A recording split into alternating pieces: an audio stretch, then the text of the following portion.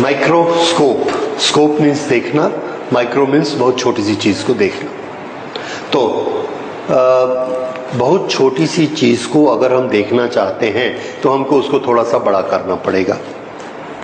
अभी आइज का chapter delete कर दिए हैं, we are not studying eyes, otherwise वो हमें बताती थी, उस चैप्टर में हम स्टडी करते थे कि किसी भी ऑब्जेक्ट को हम कैसे देखते हैं, कब देखते हैं, ज्यादा साफ कब दिखता है, that was necessary. So we will still study a few things about seeing the objects. What are the optical characteristics when we want to see an object? देखिए, हमारी आंख में हमने किसी ऑब्जेक्ट को देखना है, ये आई बॉल, ओके, तो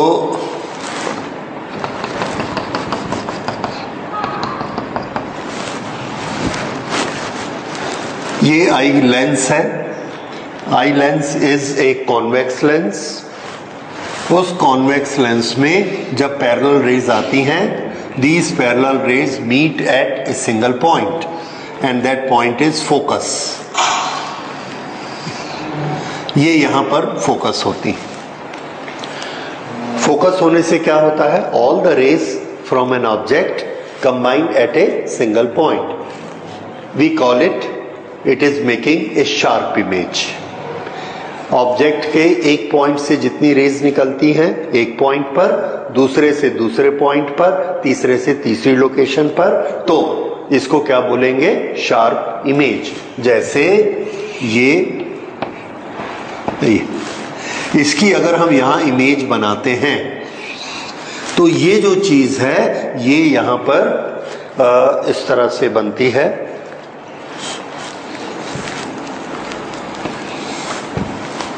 Then it is not sharp।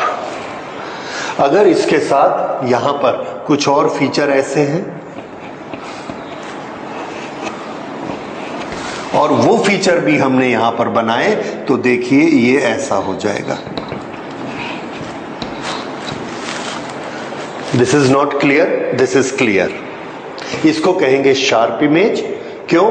जिस जगह से रेज निकली है वो सब आकर एक ही पॉइंट पर असेंबल हो रही है। तो this is sharp image, this is not sharp. ये इमेज कब बनती है और ये इमेज कब बनती है? इस इमेज में आने वाली रेज यहां से लेंस से पार होकर यहां पर मिलती। ये इस केस में क्या होता है? ये जो इधर से रेज आ रही हैं, ये रेज ऐसी और यहां से पार होने के बाद में ऐसे। अब यहां पर ये नहीं हुआ, ये तो इसको हम बोलते हैं this has become blurred, sharp. इसी तरह से ये भी हो सकता है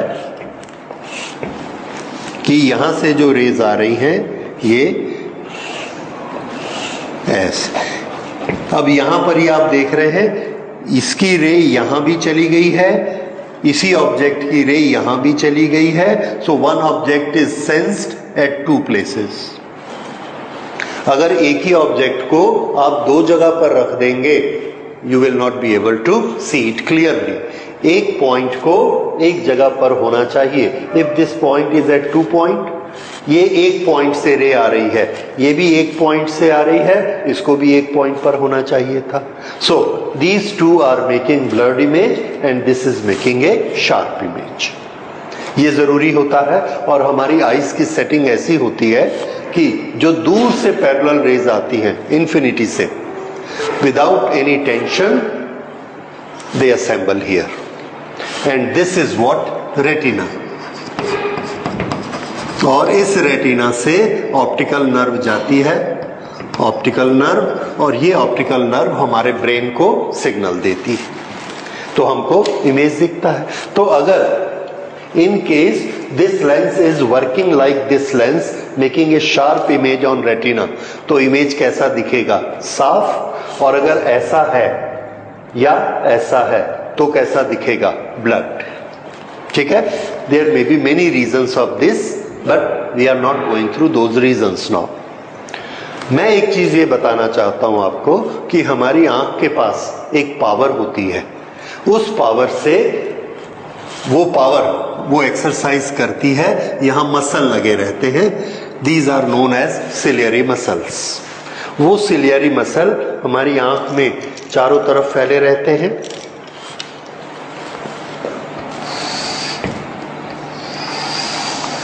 ये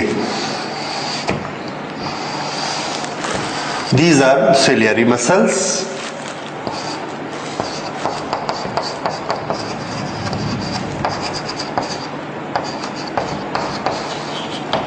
और इसके बीच में यहां पर ये लेंस होता है,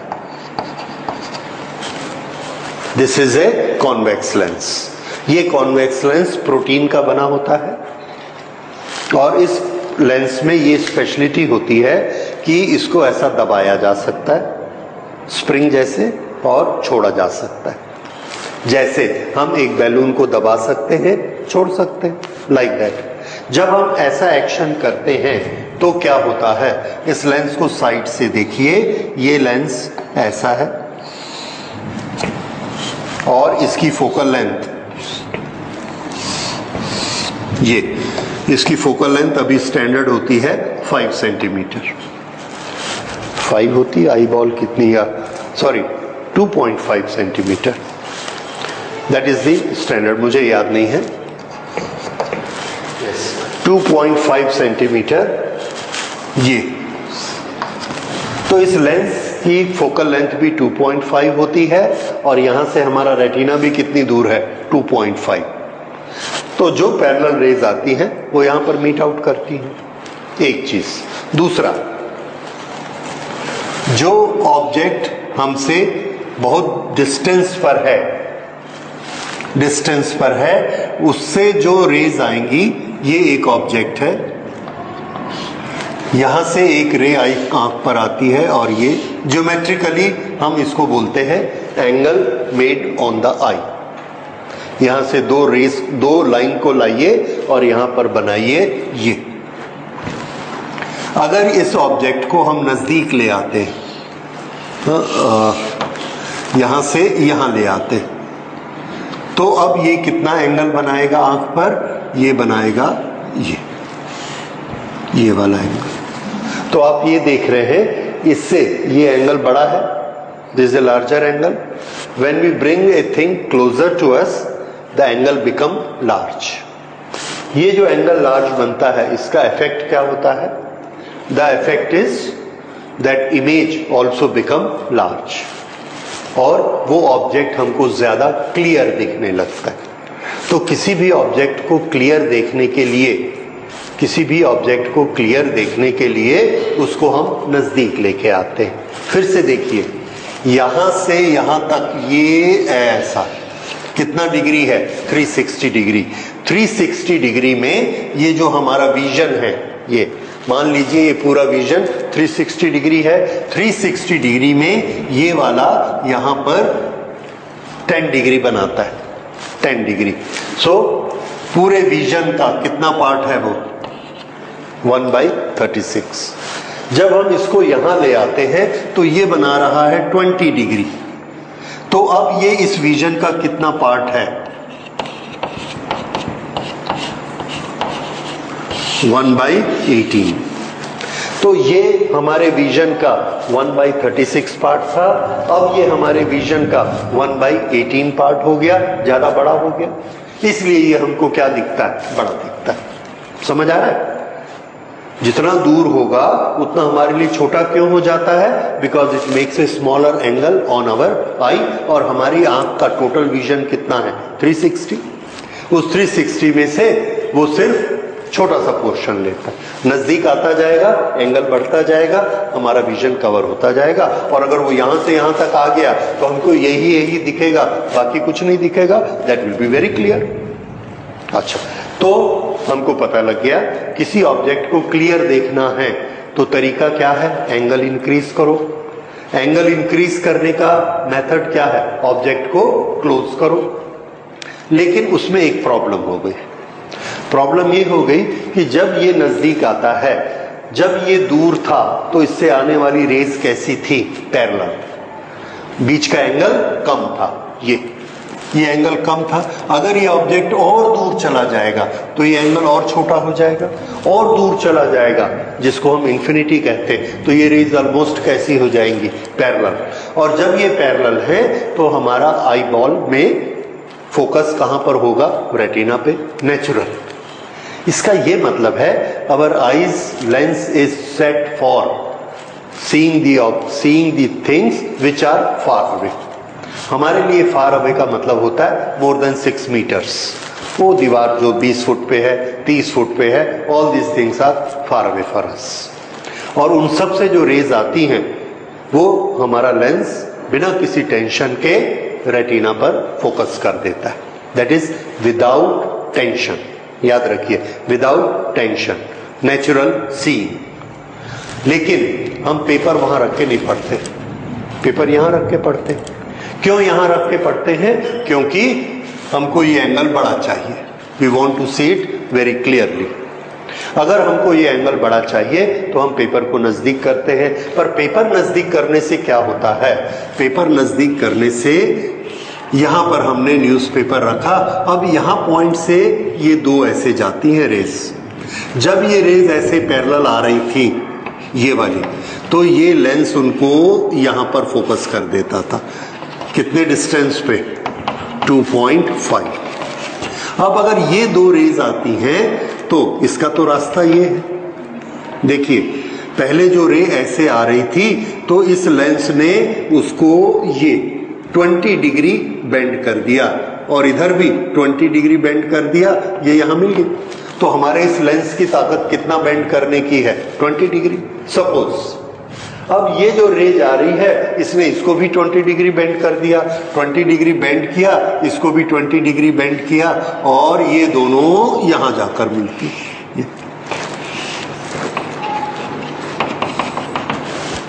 अब इसकी इमेज शार्प हुई कि ब्लड हो गई? ब्लड हो गई। तो अब इसका तरीका क्या है?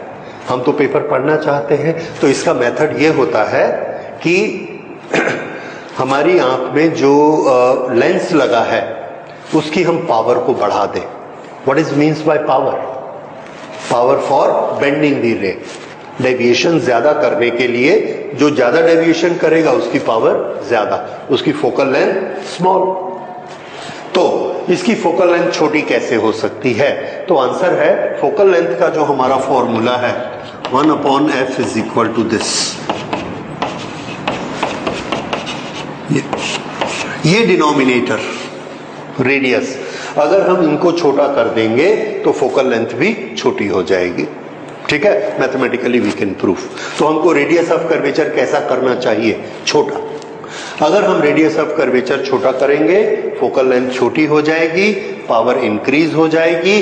तो फिर ये जो लाइन ऐसे जा रही है, जिसको अभी ये सिर्फ यहां तक मोड़ सकता है, इसको और ज्यादा बेंड कर देगा, इसको और ज्यादा बेंड कर देगा, और ये दोनों यहां जाकर मिलेंगे। न्यूज़पेपर हमको क्लियर दिखने लगेगा।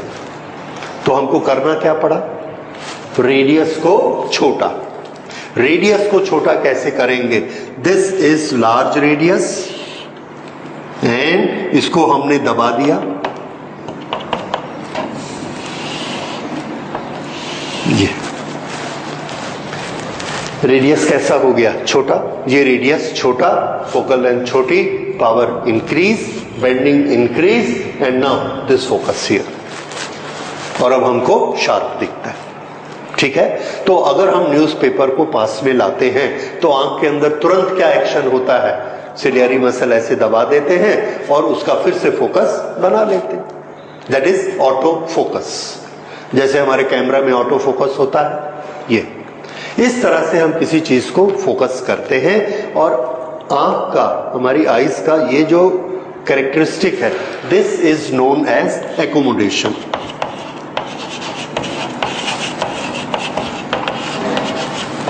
यानी हम शार्प इमेज को रेटिना पर एकोमोडेट करते हैं। समझ आया? अदरवाइज वो रेटिना के बाहर जा रही थी।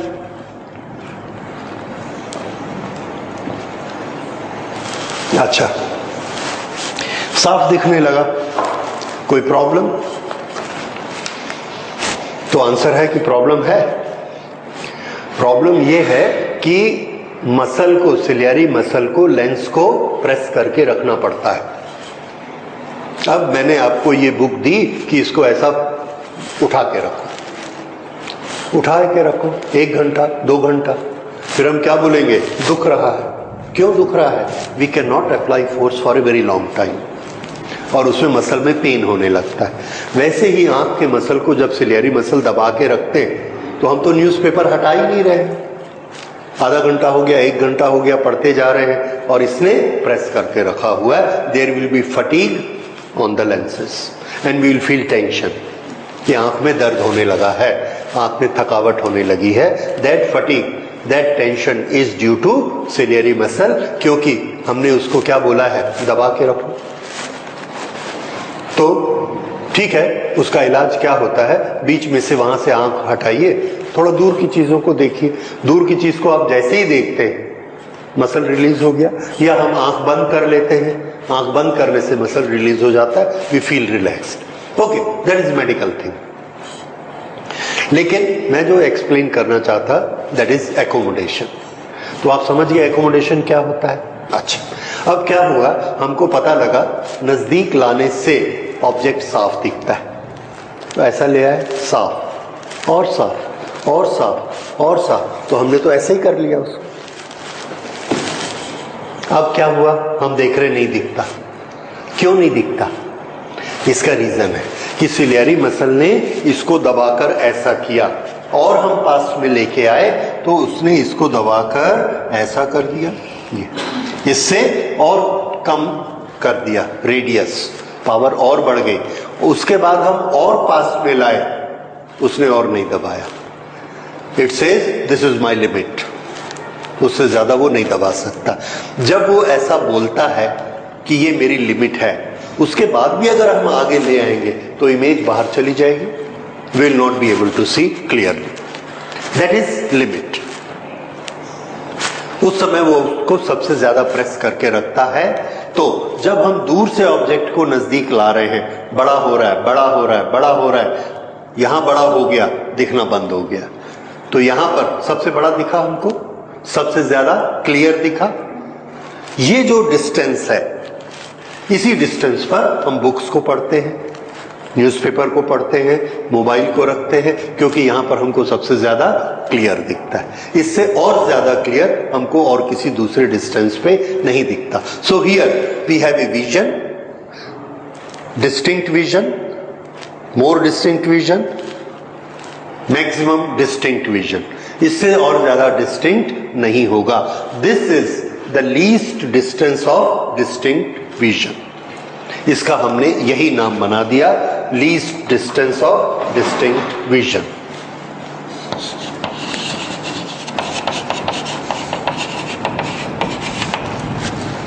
नॉर्मल हेल्दी ह्यूमन आई के लिए ये डिस्टिंक्ट विजन होता है 25 सेंटीमीटर। ठीक है, थोड़ा बहुत कम ज्यादा हो सकता है, बट इट इज 25। हमारे ऑप्टिक्स के कैलकुलेशन में हमको इसकी कैलकुलेशन करनी पड़ती बार बार, तो हमने इसके लिए एक लंबा लिखने की बजाय हमने इसका एक सिंबल बना दिया, and we will write it D. D is the distance of, least distance of distinct vision. ठीक है, और ये ह्यूमन आई के लिए अप्रोक्सीमेटली कितना लेना है?